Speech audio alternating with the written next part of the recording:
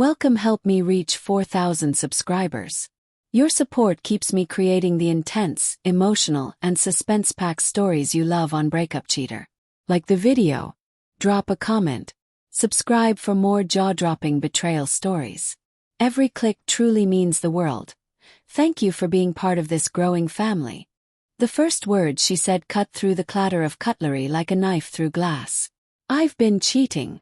I'm in love with someone else. The words hung in the air, heavy and impossible, as if the chandelier above had suddenly grown too low, pressing down on my chest.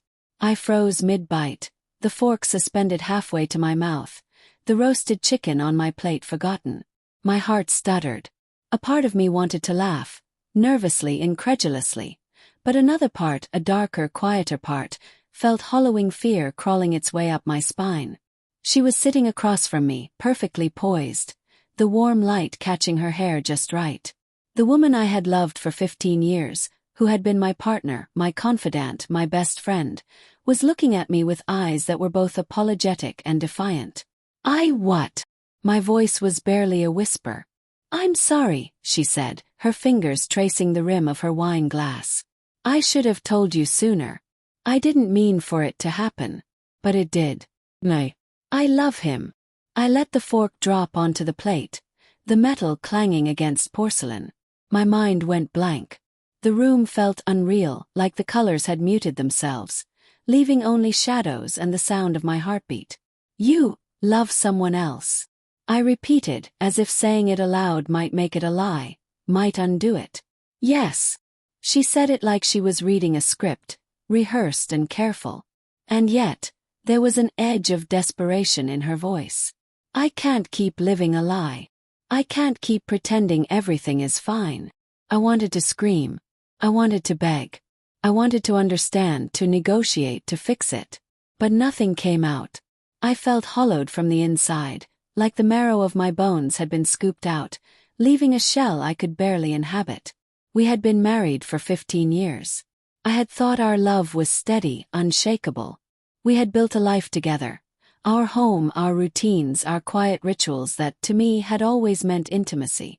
And yet, she had been somewhere else, somewhere I couldn't reach, loving someone I would never meet. I don't understand. I finally managed, my voice shaking. How long? She flinched slightly. A few months. I didn't plan for it. Just happened. I never wanted to hurt you, but I can't keep lying. I pressed my hands to my face, rubbing at the sudden sting behind my eyes. I felt like a fool, like every memory we had built together had been rewritten behind my back. I tried to imagine her with someone else, the intimacy I had thought we shared now shadowed by another man's presence. My stomach twisted violently. Do you love him more than me? I asked, the words bitter even as they escaped my lips. She looked down at her hands. I don't know. I just know that I'm not happy. And I think I need to be with him to understand what happiness even feels like. My knees weakened. I sank into my chair, feeling the weight of betrayal settle into my bones. 15 years of marriage, 15 years of shared mornings and whispered nights, laughter and arguments, vacations and quiet dinners. Gone as if a fire had consumed all that was sacred between us. Why didn't you tell me sooner? I asked, my voice trembling, barely audible. Why dinner? Why not when it started? She met my gaze. I was scared. I was ashamed. I didn't want to destroy what we had. But it's already destroyed, isn't it? I wanted to deny it. I wanted to scream that it wasn't over, that we could fix it, that she was making a mistake. But part of me, the part that had been quietly noticing late-night texts, the sudden attention to appearance, the subtle withdrawals of affection, knew it was true. The truth had been quietly corroding the foundation of our life.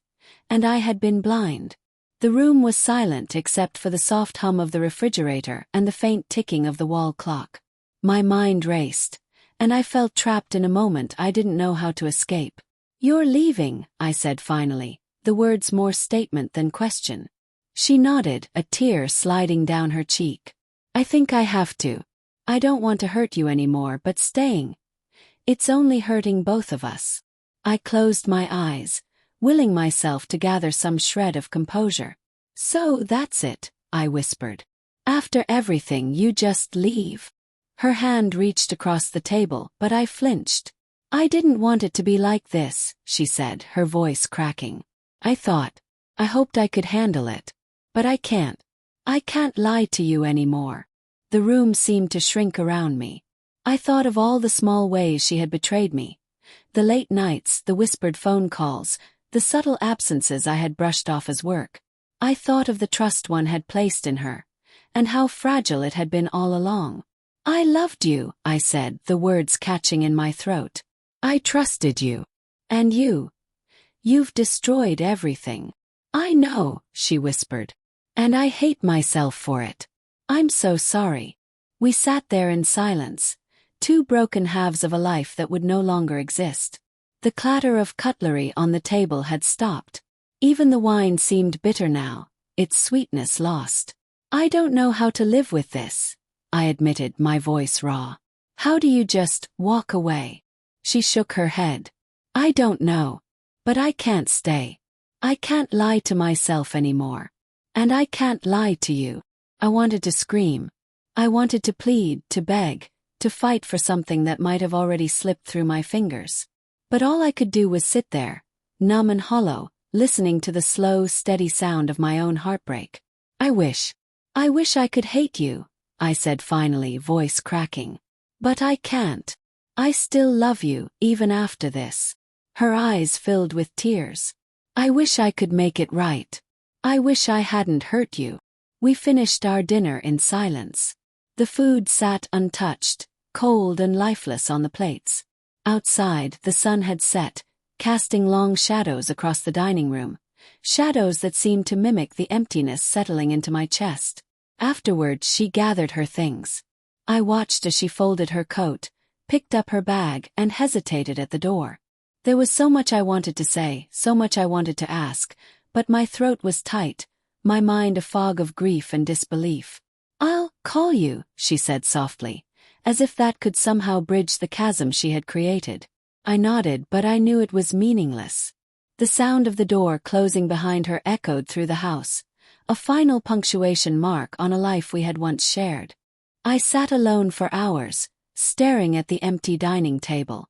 The silence pressed in, heavy and suffocating.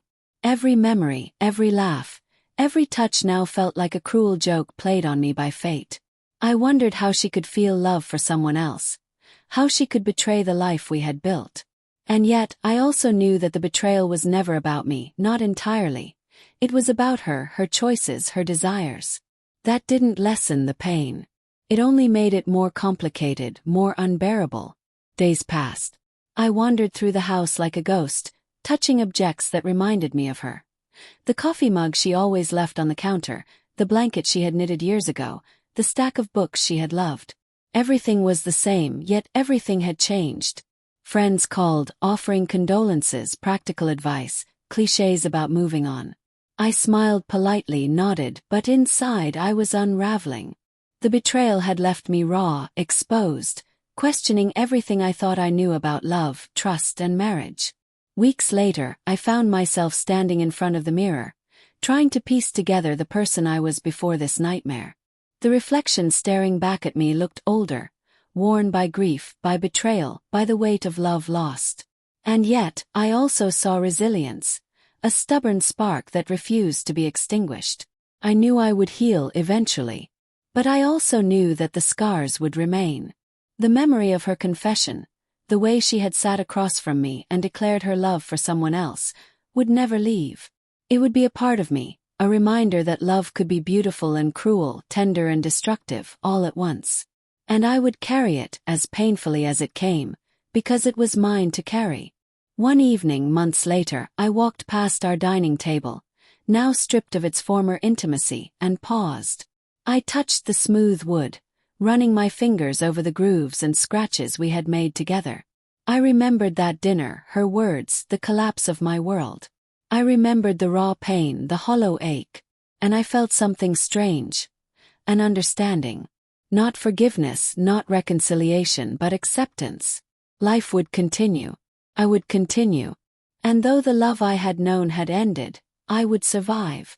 Because some betrayals, some heartbreaks, do not destroy us, they redefine us. And in that quiet, painful redefinition, I began to see the faintest glimmer of hope.